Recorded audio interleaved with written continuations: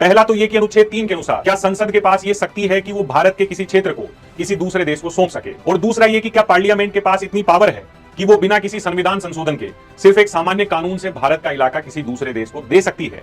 इस मामले में सुप्रीम कोर्ट की दोस्तों 8 जजों की बेंच बैठती है, जिसका नेतृत्व किया था उस समय के चीफ जस्टिस भुवनेश्वर प्रसाद सिन्हा ने। सुप्रीम कोर्ट ने अपने फैसले में कई अहम बातें कही, जिनमें पहली ये थी कि अनुच्छेद 3 का संबंध भारत के आंतरिक पुनर्नियोजन से है, न कि भारत के किसी क्षेत्र को विदेशी राज्य को सौंपने से संबंधित। दूसरी और महत्वपूर्ण बात यह कही कि अगर संसद को भारत के किसी क्षेत्र को दूसरे देश को सौंपना है तो इसके लिए अनुच्छेद 368 के अनुसार संविधान में संशोधन करना होगा।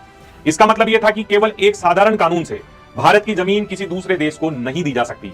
यही सरकार के हाथ बन गए। ये जीत लोकतंत्र की जीत थी और ये जीत संविधान की भी जीत थी। इस फैसले के बाद संसद ने 1960 में संविधान में 9वां संशोधन किया, जिसके बाद बेरूबारी को पाकिस्तान को दे दिया गया। इसी केस में सुप्रीम कोर्ट ने एक और बड़ी बात कही थी कि प्रियम्बल यानी कि प्रस्तावना संविधान का हिस्सा नहीं है। हालांकि बाद में केशवानंद भारती केस में सुप्रीम कोर्ट ने इसे बदल दिया था। दोस्तों, इस केस ने हमें 2 बड़ी बातें सिखाई। पहली, कोई भी सरकार कितनी भी ताकतवर क्यों ना हो, वो संविधान के दायरे से बाहर जाकर देश के नक्शे के साथ खिलवाड़ नहीं कर सकती। दूसरा ये कि भारत की न्यायपालिका का ये सबसे पावरफुल रूप था जहां उसने सीधे तौर पर एग्जीक्यूटिव को रोका था। तो दोस्तों, ये था बेरूबारी केस। आज का ये एपिसोड आपको कैसा लगा जरूर बताइएगा।